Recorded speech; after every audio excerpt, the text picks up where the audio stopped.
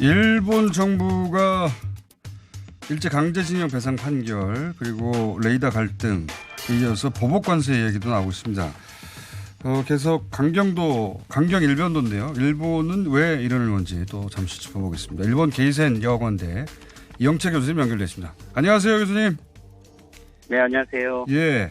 지난주에 초계기가 이렇게 일본에 의해서 키워진 배경에 대해서 일본 국내 중요 선거가 올해 2개나 있고 또 헌법 개정도 해야 하고 이런 얘기 쭉 하셨습니다. 예.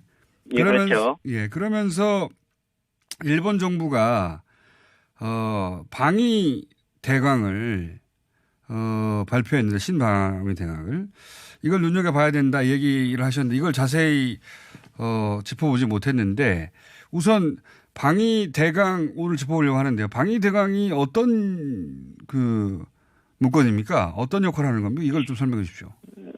예, 일본 방위 대강은 기본적으로 일본 방위의 정비한 전체 기본 계획이고 방침인데, 예. 일본은 기본적으로 60년대, 70년대 미일 안보 조약을 개정을 했죠. 예. 그렇지만 이제 70년대 중반이나 또는 2000년대가 되면 이 국제 정세 변화에 따라서 전체 국방의 기본 방침을 몇 가지 변경을 해왔어요. 예를 들면 중국이 대두하게 되면 중국 문제에 어떻게 대응할 것인가, 또는 북한의 핵 문제 이후에 어떻게 대응할 것인가.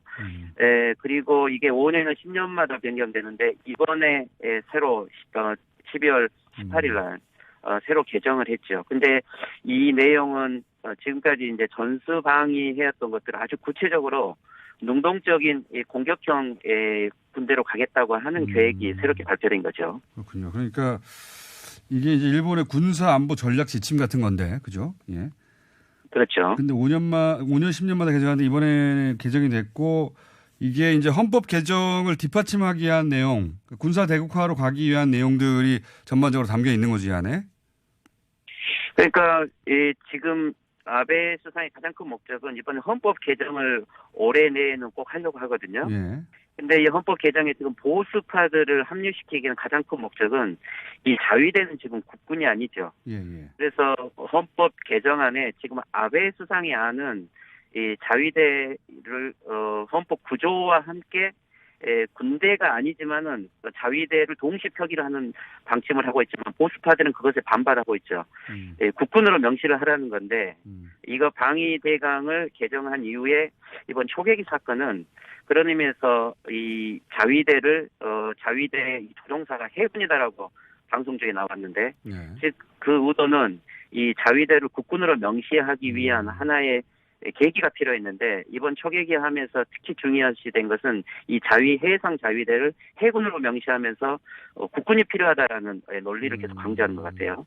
그렇군요. 그러니까 이 지금 자위대는 공격을 일본이 받았을 경우에만 방어하는 일본의 군대가 아니다. 일본의 군대가 아니고 일본 정식 군대로 이제 법상으로는 그 군대를 보유하지 못하게 돼 있으니까요. 근데 이제 올해 헌법 개정을 해서 일본도 군대를 보유할 수 있게 만들려고 하는데 그러기 위해서 필요한 사건이 아니겠는가 이런 의심을 계속 가지는 거죠. 지금. 네, 그게 제일 정치적인 이용의 가장 목적이라고 할 수 있어요. 아베 수상의 지지도가 12월 중순에 갑자기 40%로 급락을 했는데 1월부터 4월까지는 지금 천황 이임식으로 쟁점이 별로 없죠. 그렇지만 원래는 참의원 선거를 하면은 미국식으로 보면 상원 선거인데 상원이죠. 예. 이게 중의원 선거는 올해가 아니고 다음 내년인데 예. 올해 이 6월이나 7월 사이에 중의원 같이 하면 동시 선거를 하겠다는 의도겠죠. 그러기 위해서는 아주 중요한 결정적 계기가 필요한데 잘 생각을 해야 될 것은 2012년 이명박 대통령의 독도 방문 이후에 이걸 계기로 강한 일본을 되찾겠다고 하면서 혐한 데모를 동시에 가져왔고 결국 정권 개최를 이뤘죠.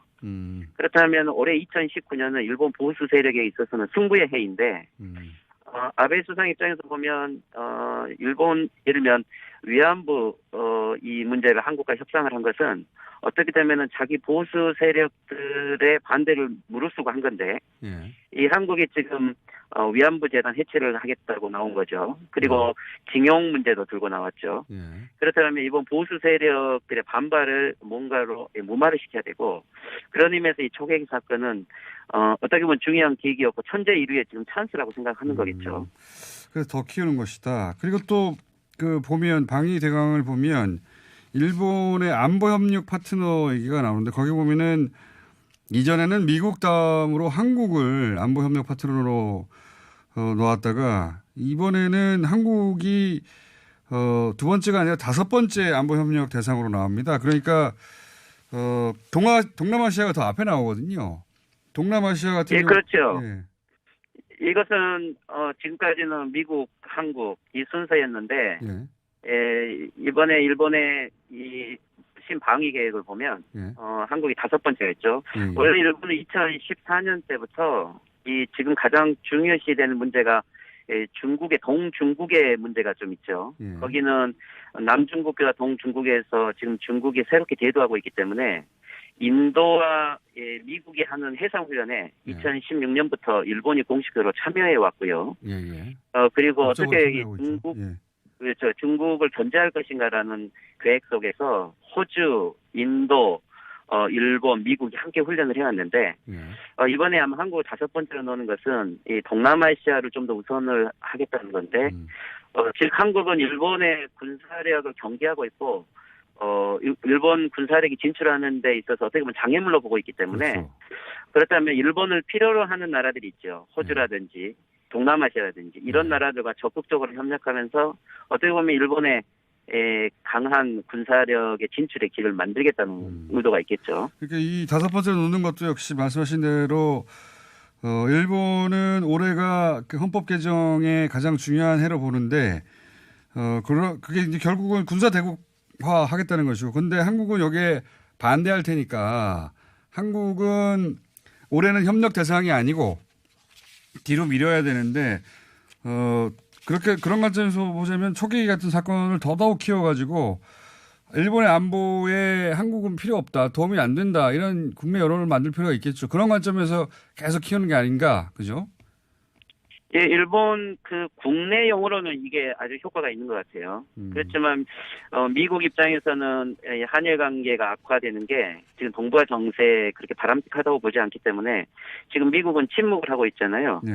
그런 의미에서 이 일본이 다시 이게 남북 정상회담이라든지 북미 정상회담 전국이 되면 다시 이런 중요 이슈를 내세우기 어렵기 때문에 아마 지금 한정된 기간에 최대한 보수 세력을 결집하는 용으로 활용을 하고 있는 것 같아요. 그리고 그 목표는 헌법 개정 군사 대국화다.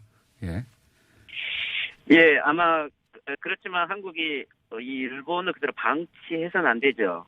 여러 형태의 외교 루트를 통해서 어떻게 보면 일본이 한국 침묵을 하면 모든 일본의 논의에 동의한다라든지 또는 약한 한국의 모습에 일본이 강경하게 나올 수 있기 때문에 저는 이 한일 정상회담을 포함을 해서 중국과 미국에 대한 어떤 조직적인 외교처럼 일본에 대해서도 다양한 루트로 일본 사회에 접근을 해야만 일본의 그 아베 수상의 의도대로 되지 않겠죠. 하지만 이것을 방치를 하고 일본을 단순하게 보는 것은 한국의 국익에는 바람직하지 않다고 봐요. 알겠습니다. 오늘 여기까지 하고요. 이 문제는 지속적으로 올해 말씀하셨다시피 일본 아베 총리가 가장 바라는 것이 헌법 개정이기 때문에 이 이슈는 올해 내내 다루도록